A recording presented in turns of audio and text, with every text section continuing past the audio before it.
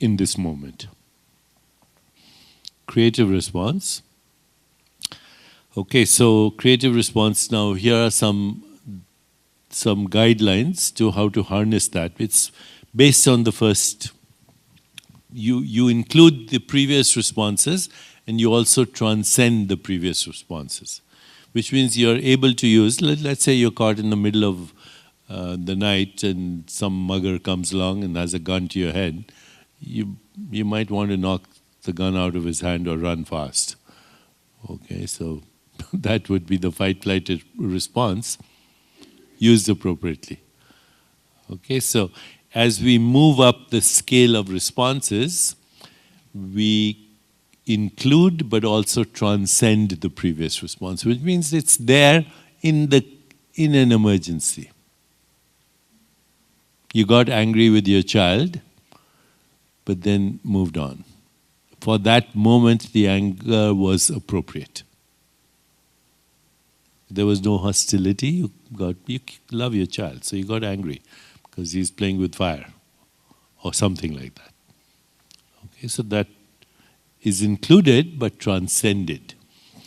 So here are some things that help us to move in the direction of creativity. Relinquish the known and find freedom from the past. No regrets. What happened, happened. Okay. Do learn from the past so you don't repeat it.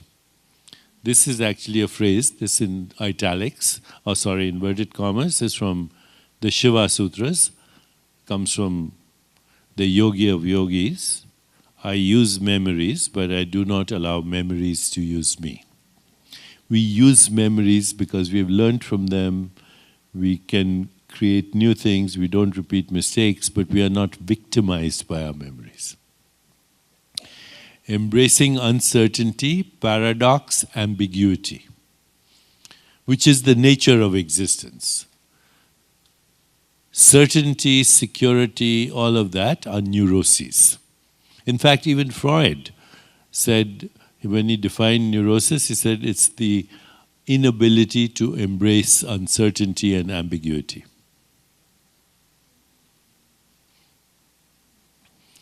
Seeing the universal in the particular and the particular in the universal. So,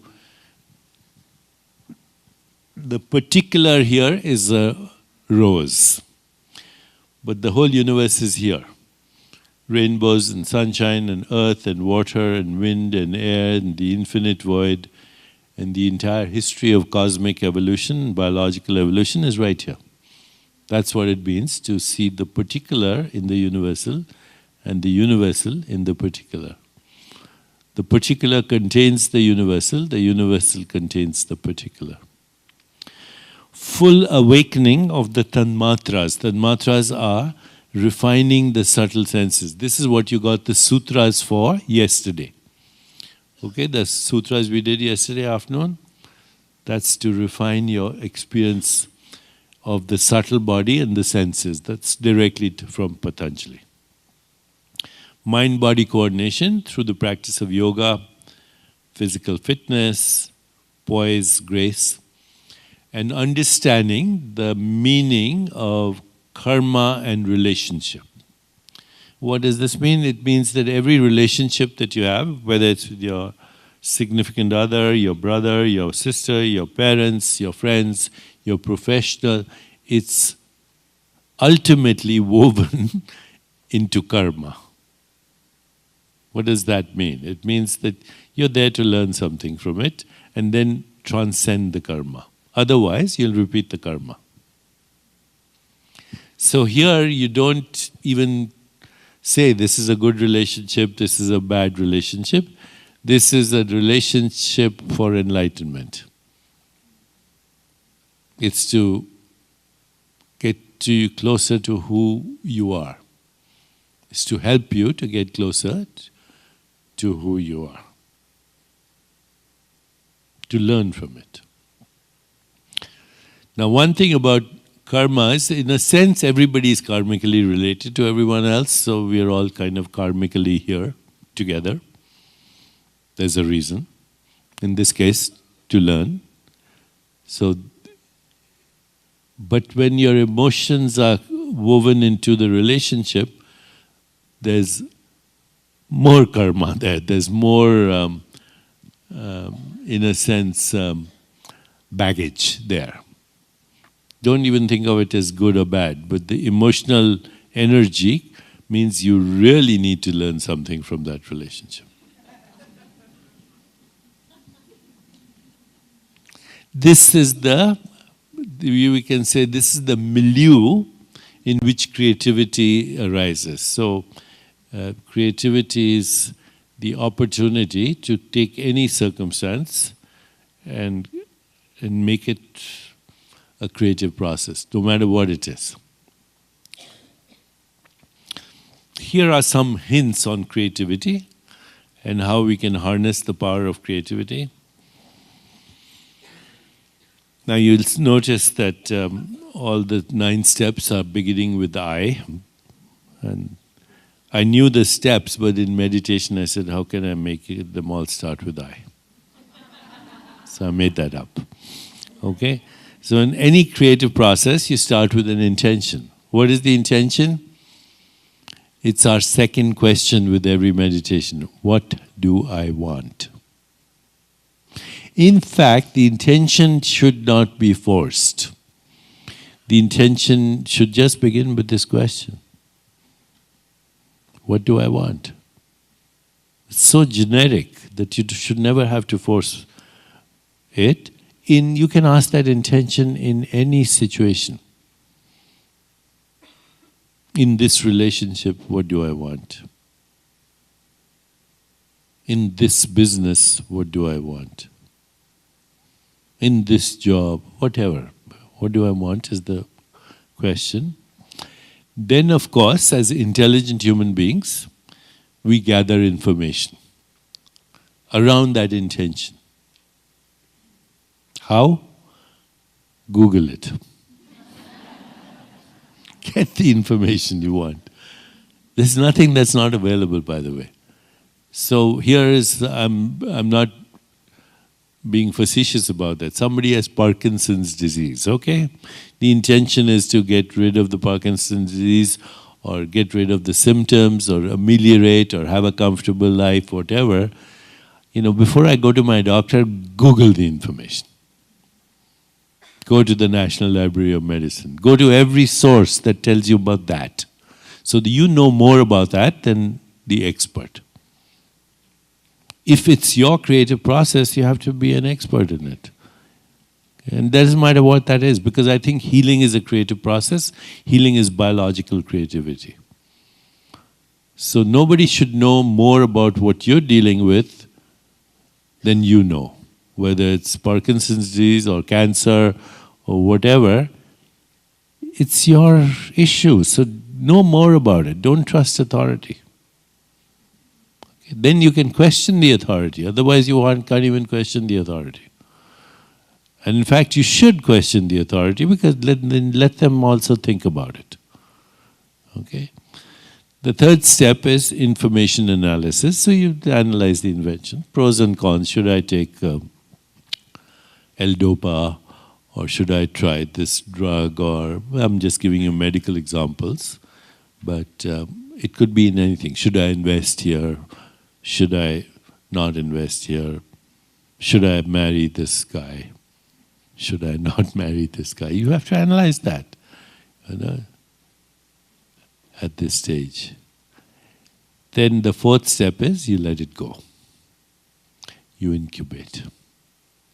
And the best way to incubate, obviously, is what we do. Our daily practice is the incubation. Sadhana is the incubation. And that includes everything that we are embarking on in this. And if you are now at this fourth stage, you also, by letting it go, what are you doing? You're surrendering to uncertainty. And you're surrendering to unpredictability.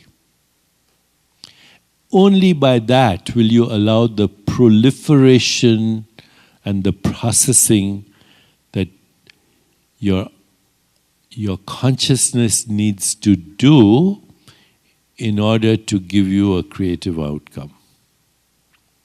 Unless you surrender to uncertainty, which means you now let go of your attachment to the outcome, only by surrendering to that and incubating, letting go and incubating in the realm of uncertainty, unpredictability, you will allow all that you have learned, information and your insight, to proliferate in the field of all possibilities, which is your own being.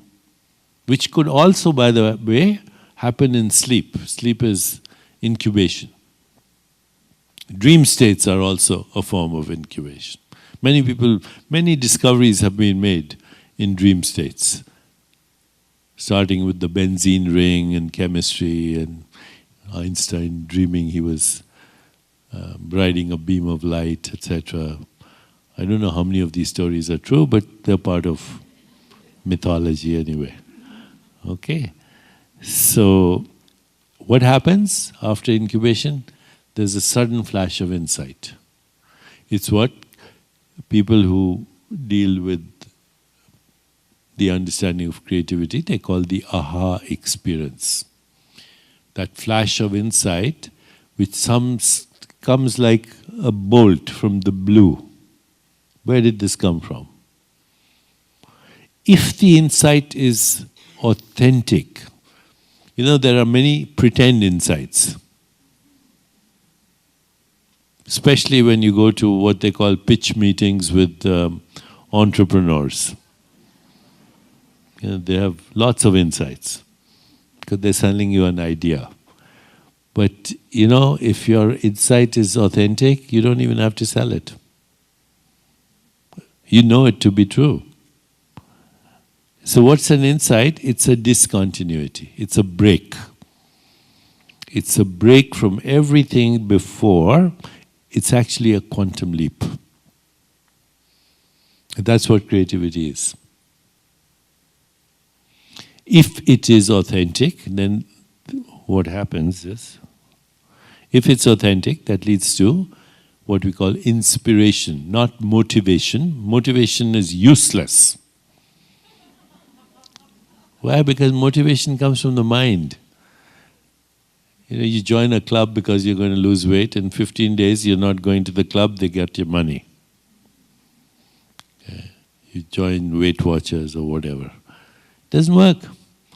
Inspiration is unstoppable because it comes from the spirit. It's, as they say in the wisdom tradition, inspiration is like a child that is born, cannot return to the womb. The word inspiration means to be inspired, just like the word enthusiasm means to be in touch with God, on theos. On means becoming one with theos, God. So enthusiasm, true enthusiasm, authentic enthusiasm, which is infectious, and inspiration, which is authentic and genuine, is spiritual experience. Then you, of course, the next step is implementation. The final step, 2 steps, integration. You integrate it with, so your life doesn't get disrupted. But then finally, there's a death and a resurrection. What we call incarnation. So creativity is a reincarnation. Because nothing has changed. Everything was the same as before, except context, meaning, purpose, relationship. They've taken a quantum leap. And something is born that never existed before. So, as we move from the creative response into what we call higher guidance, prophecy, vision, the realm of the gods and goddesses, which are archetypal patterns of our own being. Nothing is outside us. Okay? So at this level, there's the ability to look into the future and even predict it in terms of probability based on choices in the past. It's also, we call it, visionary response, the realm of prophets and seers and visionaries. As when a Martin Luther King says, I have a dream, and then a few years later, civil, or even immediately, civil rights movement, Mahatma Gandhi gets pushed out of a train. He sees the crumbling of British colonialism, and on. These are examples that come to us from the lives of great saints, seers, because they saw something that the rest of humanity never saw. There's a shift in cognitive and perceptual mechanisms. You don't see the world the same way. There's the awakening of dormant potentials and the wisdom to use them. Yesterday I introduced you the word siddhis, the goddess Siddhi and the goddess Riddhi, control over the elements and forces of the universe. Absence of selfish motivations represents the highest aspirations of the collective soul and the collective spiritual inheritance, and is usually embodied in a mythical being. Like, in the Vedic literature or in the Puranas, the mythical beings are Ganesh, Lakshmi, goddess of abundance, Saraswati, all these various gods and goddesses are actually symbolic expressions of higher states of consciousness. We can go into that detail maybe at a later session. But this is an amazing realm where you, in a sense, are not doing anything, you're being guided. So let me actually share with you a very interesting story that happened to me pretty recently. I was in South Africa and traveling in all the big cities, and I got invited by Mahatma Gandhi's granddaughter, who's about my age, and she lives in a house outside of Durban where Mahatma Gandhi, before he became Mahatma Gandhi, lived as well. So she lives in the same house now, and part of the house is a museum, his granddaughter. And a lot of you probably know, but some may not know, that before Gandhi became what everyone knows as the great Mahatma, which means the great soul, he was a barrister, he was a lawyer who had graduated from England in law. And he spent most of his youth in South Africa. So he didn't even think of himself as Indian, although he was of Indian heritage. His inheritance, his ancestors came from Gujarat, India, etc. And if you look at his old photographs, he's dressed in a three-piece suit with a waistcoat and a tie and a watch and what we call a top hat, Edwardian clothes, as a British-trained lawyer. And then this episode occurs, if you've seen the movie Gandhi, where he happened to be sitting in what they call the black or colored section in a train, where he happened to be sitting in the white section and he was thrown off the train. And he had a vision. He saw British colonialism fall apart. So he started, with the help of a friend called John Dubé, who lived across the street from this house that I went to see. And John Dubé was a priest. He practiced voodoo, but he was also a little bit into Christian, some of the Christian, this happened with a lot of places where missionaries went, where people incorporated their own traditional religion with Christianity. So John Dubé was one of those people, and he was a neighbor, so they became friends. And Mahatma Gandhi said to John Dubé, why don't we start the African National Congress, ANC? And so they started it. And then Mahatma Gandhi came to the conclusion, after a while, he said, I'm Indian, I should go back to India, maybe do something for India. So he told John Dubey, you stay here with the ANC, and I'll start something called the Indian National Congress.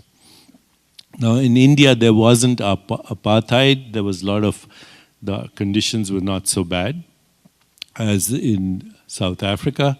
So Gandhi was much more effective in India than John Dubey was in Africa. In fact, after a while, John Dubey struggled and struggled. The ANC lived, and he passed away.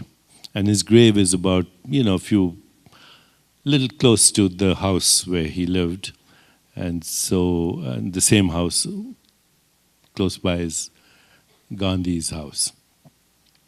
In any way, Mahatma Gandhi was successful. And who read his life? Who read his book? Who read it? Yeah. Who read the biography of, which is called My Experiments with Truth? Anyone? Martin Luther King, which created the civil rights movement. Who read Martin Luther King's biography?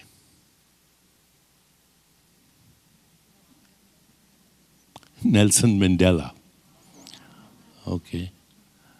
Who then brought, he was 23 years or more in prison, and he brought freedom to Africa. In fact, the day that he got released from prison, he went first to that place where Gandhi's house was.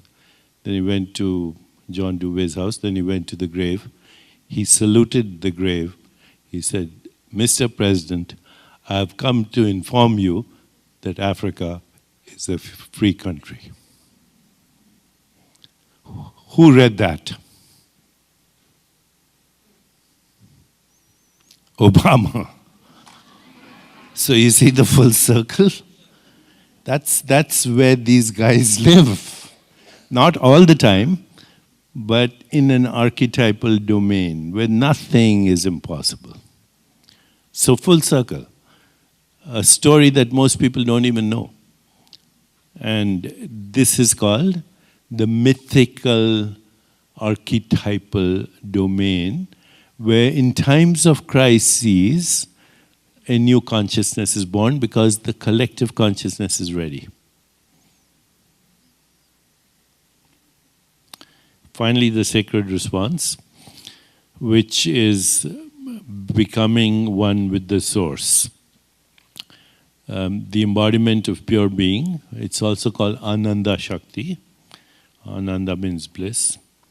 A complete transformation of personal and universal self into one experience, seeing the whole universe in your being, complete loss of the fear of death, because you realize that death happens to the experience, not the awareness of the experience, and the experiential knowledge of the immortality of existence. So I'm going to stop here because it's a good point to stop, and then maybe I'll continue with this in the afternoon and do what I was going to do a little later. We'll fit it in all together.